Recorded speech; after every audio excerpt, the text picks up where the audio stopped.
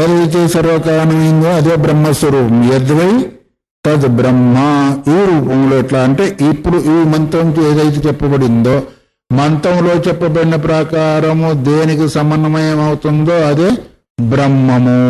గాయత్రికి సమన్వయమైందా? ఇప్పుడు బ్రహ్మానికి సమన్వయమైందా? బ్రహ్మకు గాయత్రికి సమన్వయం అయితే గాయత్రి బ్రహ్మమైపోతుంది. గాయత్రికి సమన్వయం అయ్యేదానికి అవకాశం లేదు. అందువల్ల బ్రహ్మకే సమన్వయం అవుతుంది. ఇటుచ నిర్దేశ ఏవం సతి ముఖ్యార్థ ఉపద్యతే. ఈ విధంగా చెప్పినట్టయితే ముఖ్యార్థం అవుతుంది కానీ లేకపోతే గౌణార్థమే అవుతుంది. గౌణార్థం ఒకవేళ అయితే నీ గాయత్రి అవుతా కావచ్చు కానీ ముఖ్యార్థం దేని ఎందు అవుతుంది?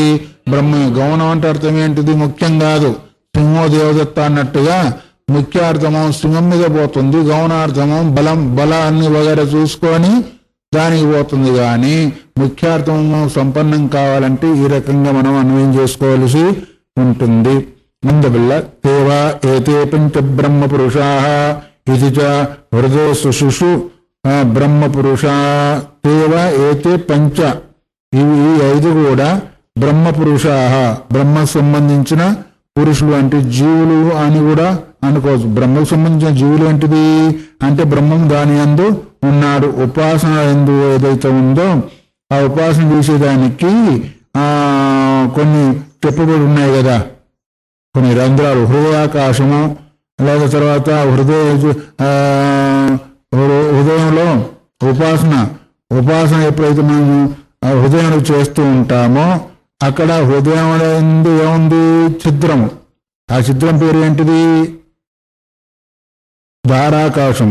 ఆ ద్వారాకాశంలో ద్వారపాలకులు ఎవరు? ప్రాణాది వాయువులంతా కూడా అక్కడ ఉన్నారు అని. పురుషుడు అక్కడ ఉంటే ప్రాణాది వాయువులంతా కూడా ఆ ఛిద్రం దగ్గర ఎవరున్నారు? ఛిద్రంలోనేమో అసలు మీ యజమాని ఉన్నారు. దహరాకాశము. హృదయ సుషుషు బ్రహ్మ పురుష. బ్రహ్మ అనే ఆ పురుషుడు ఆ రంధ్రంలో ఉన్నాడు. తేవ ఏతే పంచ బ్రహ్మ పురుషా. పంచ ప్రాణాలు ఏంటిది? ఆ బ్రహ్మకు సంబంధించిన ద్వారపాలకులు. అక్కడ ఉండేది, ఆయన ఉండేది ఎక్కడ? హృదయాకాశంలో. ఆ కాపల వీళ్ళు ఐదుగురు ఉంటారండి. ఎవరు? పంచ ప్రాణాలు ఉండి ఆయన రక్షిస్తూ ఉంటారు. రక్షించడం ఏంటి? ఆయన ఎట్లా చెప్తే అట్లా ఆడుతూ ఉంటాయి ఇవంతా కూడా. సుషిరం అంటే ఏంటిది? రంధ్రం. సుషిరం అంటే ఏంటిది? రంధ్రము. ఇప్పుడు బెజ్జం పడింది అంటామా లేదా? అట్లాగే హార్ద్రాకాశం ఎంత సన్నగా ఉంటుంది అందులో కదా ఆయన ఉండేది. అక్కడేమో వీళ్ళు పంచ అంటే పంచమహా ప్రాణాలు ద్వారపాలకులు. అసలు అది కనిపించే వీళ్ళు ద్వారపాలకులుగా ఉండి ఆయన రక్షిస్తూ ఉంటారు. అంటే అర్థమేమి? ఆయన ద్వారా ఈ వీళ్ళంతా కూడా కథ నడిపిస్తూ ఉంటారని ఒక అర్థం చెప్పుకోవాలి. పంచప్రాణాలు లేకపోతే అసలు శరీరమే లేదు. అంటే అతని ద్వారానే, ఆయన యొక్క సహకారం చేతనే ఈ పంచప్రాణాలంతా కూడా సమస్త శరీరావయవాది కార్యక్రమాలంతా కూడా నిర్వహిస్తూ ఉంటారు. హృదయ సుషుషు బ్రహ్మ పురుష.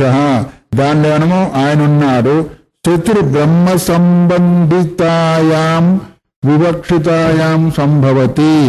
మరి ఈ విధంగా పంచప్రాణాలు అక్కడుండి చేస్తున్నాయి అంటే ఆ సుశీలంలో ఉంది బ్రహ్మ స్వీకరించినందువలన సమన్వయం అవుతుందా? ఛందస్సును స్వీకరించినందువల్ల సమన్వయం అవుతుందా? అందువల్లనే వాక్యం యొక్క సమన్వయం కావాలి అంటే ఈ శృతివాక్యానుసారము బ్రహ్మని తీసుకోవలసి ఉంటుంది.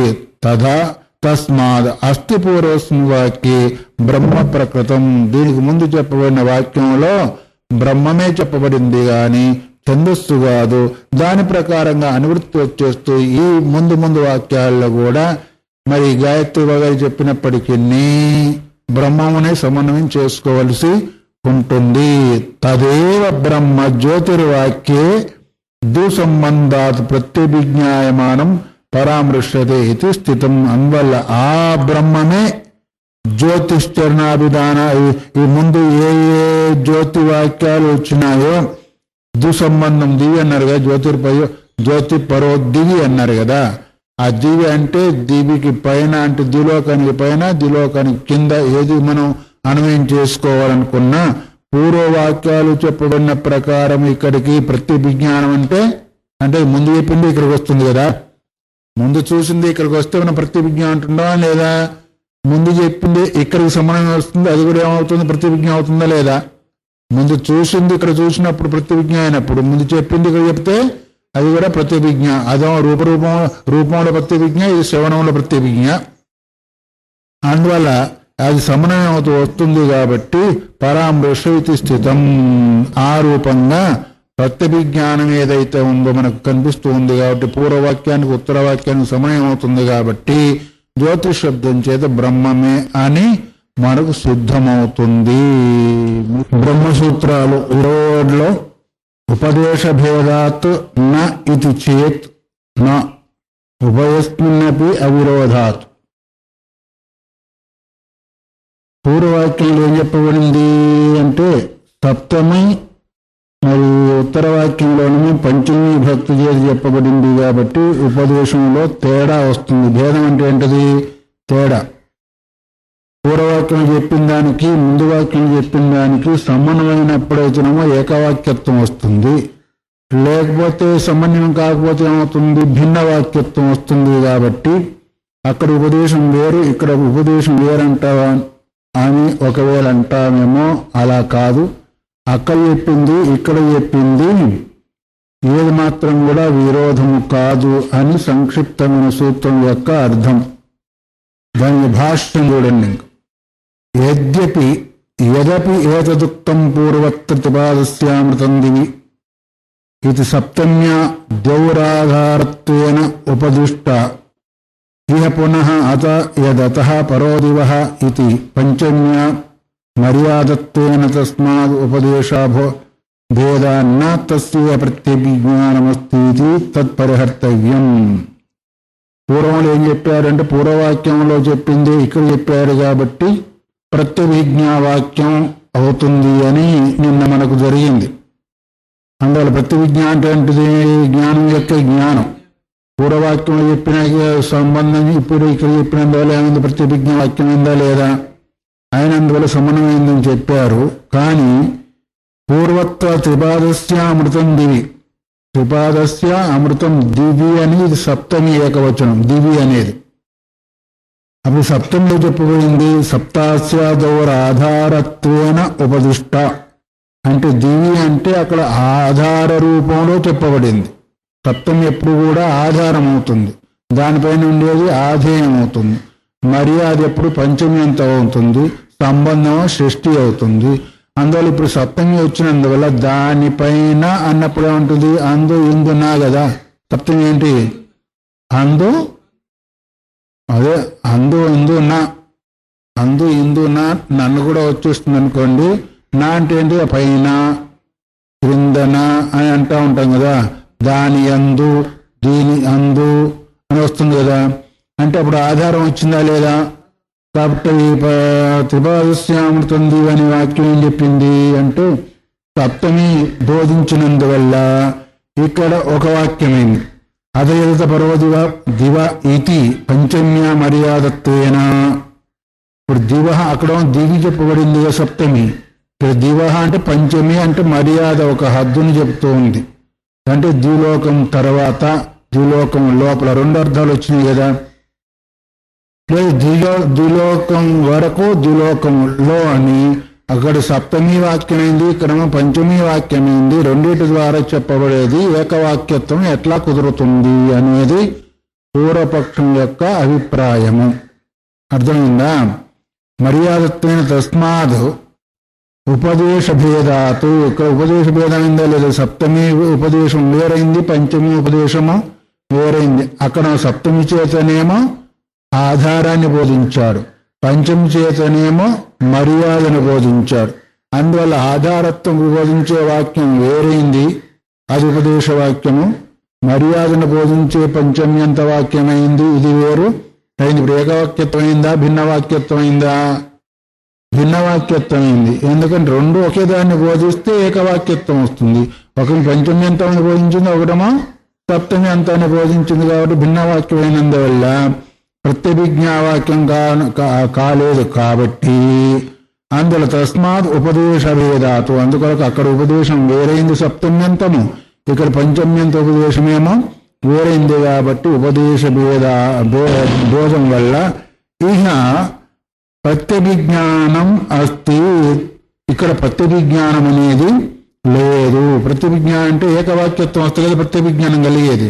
పంచమ్యంత వాక్యంతో బోధించేది ఒక వాక్యం, ఒక ఉపదేశం అయిపోయా. సప్తమ్యంత వాక్యంతో బోధించే వాక్యము ఇంకోటి అయిపోయా. అందుకొరకు ప్రత్యభిజ్ఞా వాక్యం కాలేదు కాబట్టి బ్రహ్మమందు సమన్వయం అయ్యేదానికి వీలు లేదు అని పూర్వపక్షం యొక్క అభిప్రాయం. మరి దాన్ని పరిహారం చేయాల వద్దా? తత్పరిహర్తవ్యం. అందువల్ల దాని అత్ర వచ్చేసి నాయం దోష, ఈ విషయంలో ఏమాత్రం కూడా దోషము లేదు. ఎందుకంటావా? ఉభయస్మిన్నపి అవిరోధాతో, రెండు వైపులా చూసినప్పటికీ ఆ వాక్యాల్లో ఏమాత్రం కూడా విరోధము రాదు.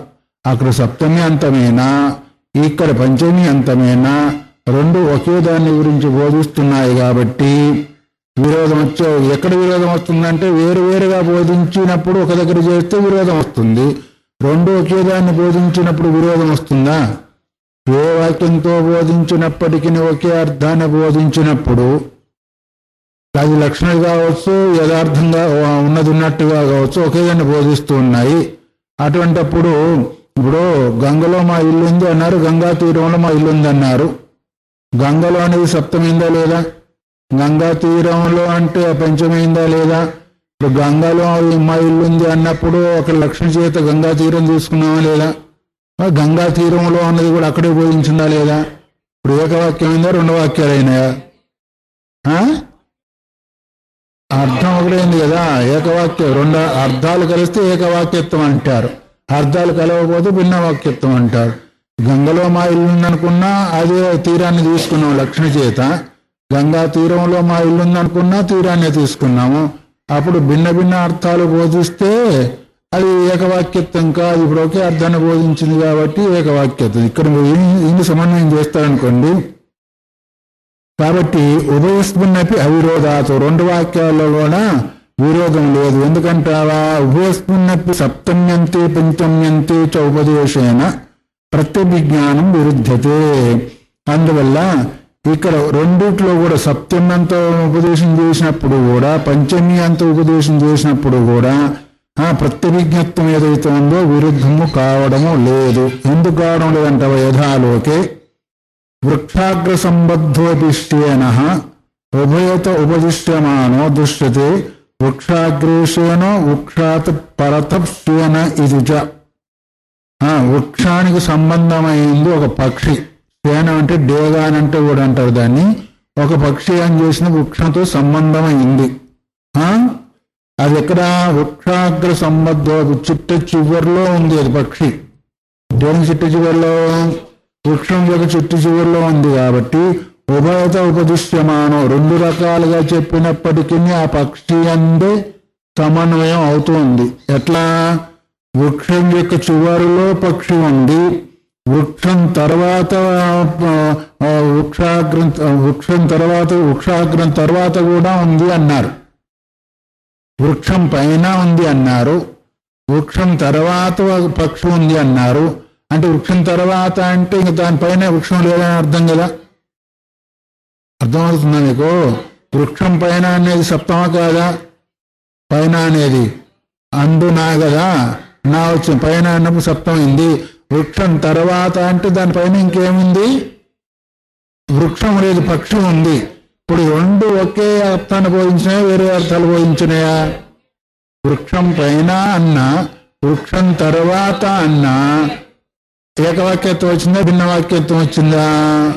ఇప్పుడు సప్తమి బోధించినా పంచమి బోధించినా ఎట్లా అయితే వృక్షం పైన పక్షి ఉంది, వృక్షం తర్వాత పక్షి ఉంది అంటే అక్కడ ఏకవాక్యత్వ బోధం ప్రత్యభిజ్ఞావాక్యత్వమైందో, ఇక్కడ కూడా దివి త్రిపాదస్య అమృతం దివి అన్నా, పరో దివ అన్నా అక్కడ పంచమి బోధించినా లేదా ఇక్కడ సప్తమి బోధించినా ఏకవాక్యత్వం సిద్ధిస్తుంది. కాబట్టి మరి జ్యోతి శబ్దం చేతి బ్రహ్మమునే గ్రహించాలి అనేది. యథాలోకే వృక్షాగ్ర సంబద్ధోపి తేన ఉభయతా ఉపదిశ్యమాన, రెండు రకాలుగా ఉపదేశింపబడుతుంది ఆ పక్షి. ఎట్లాగా అంటే వృక్షాగ్రేశ్చేన వృక్షాత్ పరతశ్చేన ఇది చ ఏవం దివ్యేవ సద్బ్రహ్మ దివ పరమిత్తు ఉపదిష్టదే.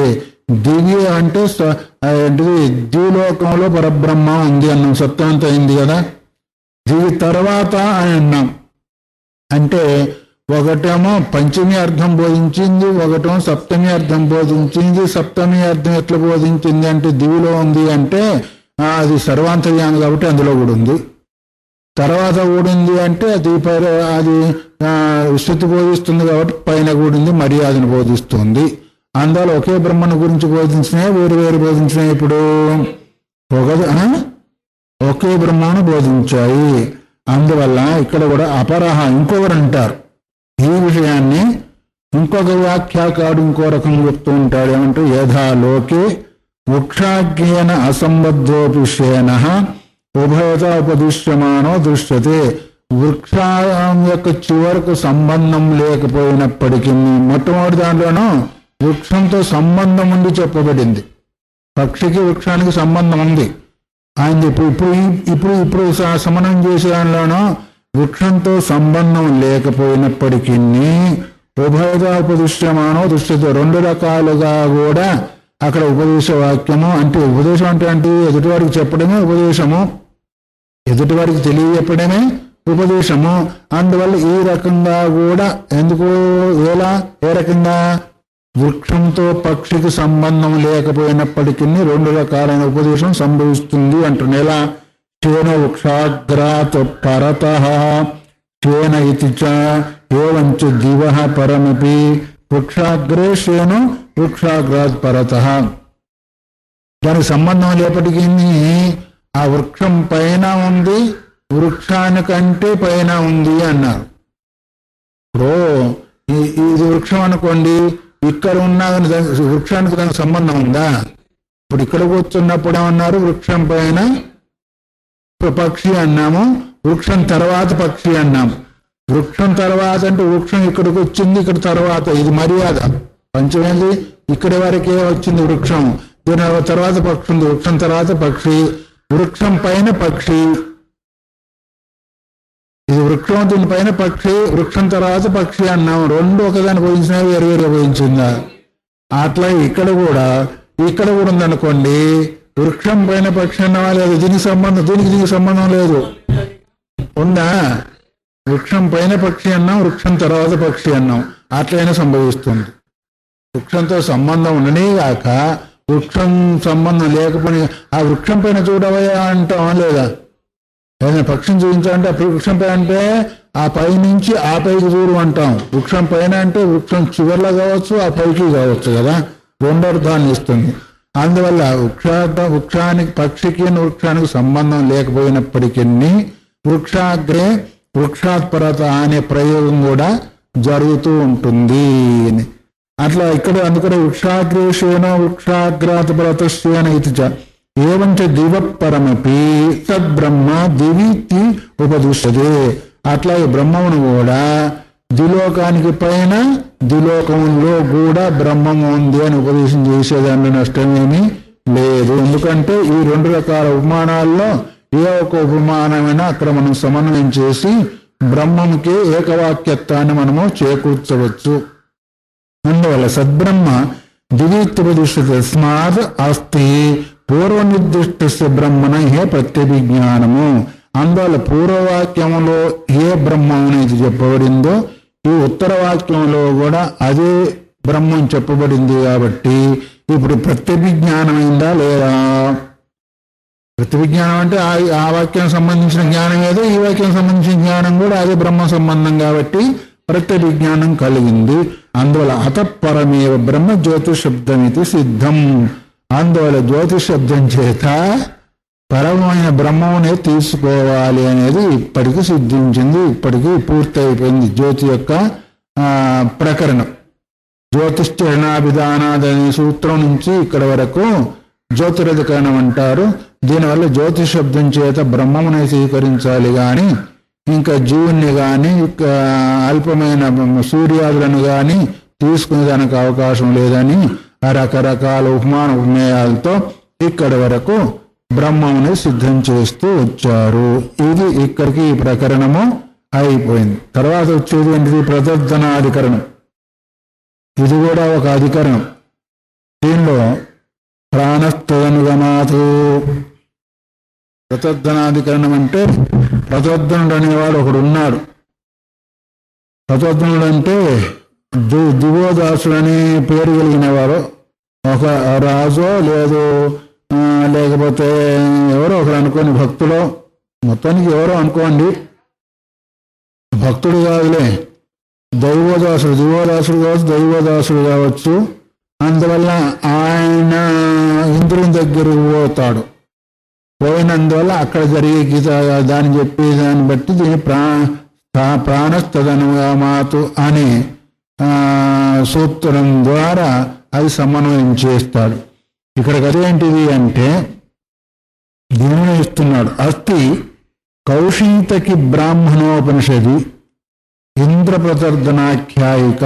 కౌశీతిక ఉపనిషత్తు కౌశీతిక బ్రాహ్మణం లోపల ఇంద్రుడు ప్రతర్ధన్ యొక్క ఆఖ్యాయిక అంటే కథ ఉంది. కథలు అన్ని మొత్తం ఉపనిషత్తులో అన్ని కథల రూపంలోనే బోధించింది. వేదాంతం అంతా కూడా కథల రూపంలోనే మొత్తం కనిపిస్తూ ఉంటుంది. కఠోపనిషత్తు కథేనా, ఆ తర్వాత ఇంకా నారద సనత్ కుమార సంవాదం కథేనా, ఉద్దాలక శ్వేతకేతు అంతా కూడా కథేనా, మైత్రేయి యాజ్ఞవల్కుడు ఇవన్నీ కూడా అన్ని కథల రూపంలో ఉన్నాయి. ఎందుకంటే మనకు కథలు కావాలి కదా, కథలలో ఉన్నాం కాబట్టి కథలో వేదాంతం చెప్తే అర్థం కాదని పాపం అందుకొరకే బెల్లంలో చేతి మంది పెట్టినట్టు అట్టుగా పెట్టారు. వాళ్ళు కూడా ఊరికి చెప్తే నీకు అర్థం కాదు కదా అని కథల రూపంలో చెప్పారు. అందుకొరకు ప్రతర్ధన్ అనేవాడు ఏం చేశాడు అంటే ప్రతర్ధనోహవై దేవోదాసీరింద్రస్య ప్రియం ధామ ఉపజగామ యుద్ధేన చ పౌరుషేణ చ ఇత్యారభ్యమాన్నాతాన్. ఇక్కడ ప్రారంభం ఏం చేస్తుందంటే ప్రతర్ధన్ అనేవాడు దైవోదాస. దైవోదాసు అంటే దివోదాసు యొక్క కుమారుడు. దైవోదాసి అంటే దివోదాసు యొక్క కుమారుడు ఎవరు? దైవోదాసుడు. ఎక్కడికి వెళ్ళాడు అంటే ఇంద్రస్య ప్రియం ధామ. ఇంద్రునికి ప్రియమైన స్థానం ఏంటిది?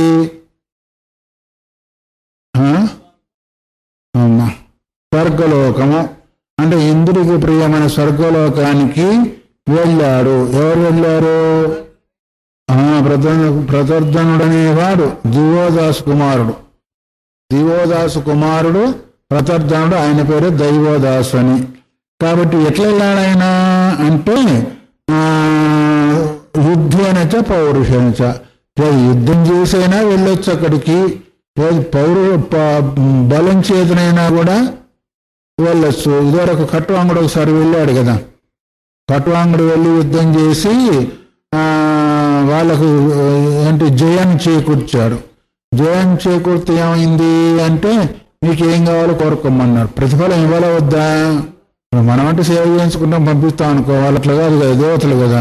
అందువల్ల వాళ్ళకి సేవ చేసినందువల్ల ప్రతిఫలం ఇవ్వాలి, ఏం కావాలో కోరుకోమన్నాడు. కోరుకున్న దానికి ముందు నాకు ఎంత ఆయుష్ ఉందో చెప్పమన్నారు. ఆయన నీకు ఎంత ఆయుష్ ఉందంటే 2 గడువులు పొమ్మన్నాడు. ఈ 2 గడువులు నువ్వు ఇచ్చేది, నేను తీసుకునేది, అనుభవించేది అని గబుక్కున భూలోకానికి వచ్చేసి అక్కడి నుంచి ఇక్కడ రావండి బట్టల మొత్తానికి సిద్ధ సంకల్పంలో కాబట్టి వచ్చారు. ఆ తర్వాత ఏంటి ఉన్నదంతా కూడా దానం చేసేసాడు. మొత్తం రాజు కదా చేసి ఆ తర్వాత బ్రహ్మభావంతో ఉన్నాడు, వెళ్ళిపోయాడు, అయిపోయింది. ఇప్పుడు ఏం కావాలని అడిగినప్పుడు కనీసం ఆయుష్ అన్న తెలిసిపోయిందిగా. అది తెలియకపోతే బంధంలో పడిపోయాడు. దానికి అదే ఫలమైందా లేదా? ఇక్కడ కూడా ప్రతర్ధనుడు అనేవాడు ఇంద్రుడి దగ్గరికి వెళ్ళాడు. వెళ్ళిన తర్వాత అక్కడ ఎట్లా వెళ్ళాడంటే అది పౌరుషత్వం చేత కాదు, అది యుద్ధం చేసేదానికి వెళ్ళవచ్చు. మొత్తానికి వెళ్ళాడు. వెళ్ళిన తర్వాత సహోవాచ ప్రాణోస్మి ప్రజ్ఞాత్మాతం మామా. అక్కడ వెళ్ళిన తర్వాత నువ్వు ఇక్కడికి ఎట్లా వచ్చావు కాబట్టి ఏదైనా వరం కోరుకో అన్నాడు. దేవతల దగ్గరకు వచ్చిన పెద్దవాళ్ళ దగ్గరకు వచ్చినప్పుడు ఊరికి పంపిస్తారా? మీరు ఎవరైనా వస్తారనుకుంటే ప్రసాదం పెట్టి పంపిస్తాం, ఊరికి పంపిస్తామా? లేదు నీ దగ్గరికి పిల్లలు వచ్చారనుకో, అదే రాక వచ్చావు ప్రసాదం పండు తీసుకోమని ఏదో టీవో కాఫీ ఇస్తారా లేదా? అట్లాగే ఆయన కూడా ఇంత దూరం వచ్చావు కాబట్టి నీకేం కావాలో కోరుకోమన్నాడు అతన్ని కూడా. ఎవరు? ఇంద్రుడు. ఏం కావాలో కోరుకోవాలంటే ఆయన ఎన్నో వదిలేసేసాడు. ఏం కోరుకుంటే ఏమొస్తుందో మానవ లోకంలో ఏది దొరికినందువల్ల వాడికి కళ్యాణము శుభం కలుగుతుందో అది నాకు ఇవ్వమన్నాడు. ఇప్పుడు ఏం చేసినట్టు? కోరుకుంటే ఆయన కోరుకున్నది వచ్చేది. ఇప్పుడు ఏం చేశాడు అంటే మానవ లోకంలో ఏదన్నందువల్ల జీవుడికి శుభము కలుగుతుందో దాన్ని ఇవ్వమన్నాడు. ఇప్పుడు ఏది ఇస్తే ఆయనకు శుభం కలుగుతుందని తికమక ఎవరు కలుగుతుంది? ఇంద్రుడికే కలుగుతుంది. వీడికి అది భారం వాడిపోయి పడింది. ఇప్పుడు పిల్లవాడు వచ్చి పిల్లవాడి దగ్గరికి పోయి నీకేం కావాలని తల్లి అడిగింది అనుకోండి, నీకేది ఇష్టం ఉంటే అది ఏమంటే ఏం చేస్తుంది? ఆమె వెతుకుతా ఉంటుంది. వేస్తే బాగుంటుంది, ఏది ఇస్తే బాగుంటుంది, ఏది ఇస్తే బాగుంది అనుకుంటుందో లేదా? అదే వాడు అడిగితే ఫలానా ఏమంటే గబుక్కలు ఇచ్చేస్తుంది. ఏంటబ్బా ఇట్లా అడిగాడు, ఏమి ఇస్తే బాగుంటుంది వీడికి అని కాసేపు అని ఆలోచిస్తుందా లేదా? అట్లా ఇందులో ఏం చేశాడు? ఆలోచించి ఇది చెప్పాడు. ఏం చెప్పాడు? సహోవాచ ప్రాణోస్మి ప్రజ్ఞాత్మా తం మామాయురమృతం ఇత్యుపాస్వ ఇతి తథా ఉత్తరత్రాపి అధ ఖలు ప్రాణ ఏవ ప్రజ్ఞాత్మేదం శరీరం పరగృహోత్థాపయతి ఇతి తథానా వాచం విజిజ్ఞాసీత వక్తారం విద్యాత్ ఇత్యాది అంతే చ స ఏష ప్రాణ ఏవ ప్రజ్ఞాత్మానందో అజరో అమృతః ఇత్యాది అని బోధించాడు. ఏం బోధించారు ఇక్కడ? మొత్తం వేదాంతం బోధించారు. సహోవాచ ప్రాణోస్మి. ఆ ఇంద్రుడు అన్నాడు. ఏమన్నాడు? నేను ప్రాణస్వరూపిణ్ణి, ప్రజ్ఞాత్మస్వరూపిణ్ణి.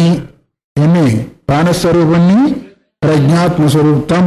మాం ఆయురమృతం ఇత్యుపాస్వ.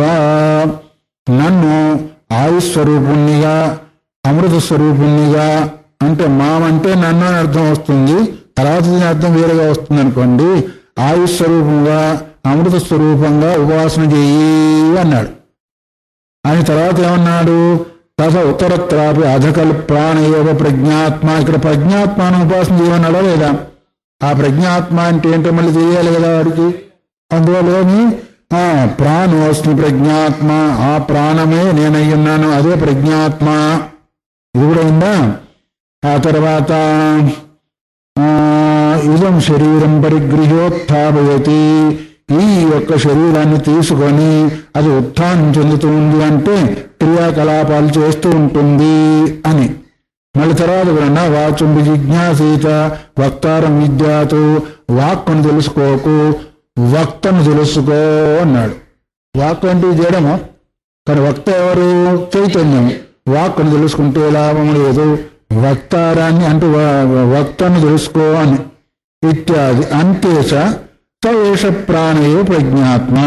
ఆ తర్వాత అంతంలో ఏం చెప్పాడు అంటే ఆ ప్రాణమే ప్రజ్ఞాత్మ, అదే ఆనందము, అదే అజరం అంటే ముసల్తనం లేదు, అదే అమృత అంటే అమృత స్వరూపమైంది అని బోధించాడు. అదే మన ధర్మం లేదు, అమృత స్వరూపమైంది అన్నాడు. అజర అమృత ఆనంద అన్నాడు కదా. అజర అంటే ముసల్తనం లేనిది, అమృత స్వరూపము అదే ఆనంద స్వరూపము, ఆ ప్రాణమే అని ఇది బోధించేశాడు. ఇదేం బోధ? జీవునికి ఏదైతే కళ్యాణం కలుగుతుందో ఆ బోధ కావాలి అంటే ఆత్మబోధను బోధించాడు. ఎవరు బోధించారు? ఇంద్రుడు బోధించాడు. మనకు కూడా బోధిస్తాడు కదా. మార్గం తెలుసుకుంటే కదా. అదేమన్నాడు? యుద్ధేన పౌరుషేణ అన్నాడు. యుద్ధాన్ని చేయి. ఇంట్లో యుద్ధం చేయమంటే చేస్తాం, కానీ బయట శత్రువులతో చేయమంటే మనతో కాదు. పౌరుషత్వం, ఇంట్లో పౌరుషత్వం చూస్తాం, నువ్వు ఎంత అంటున్నది ఎంత. కానీ ఆ బలం చేత, పౌరుషం అంటే ఏంటిది? బలం.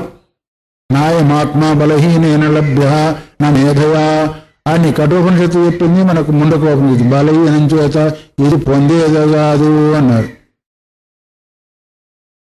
తుమ్ముతో ఊడిపోయే ముక్కు కలిగిన శరీరంతో మనం ఏం పొందుతాము?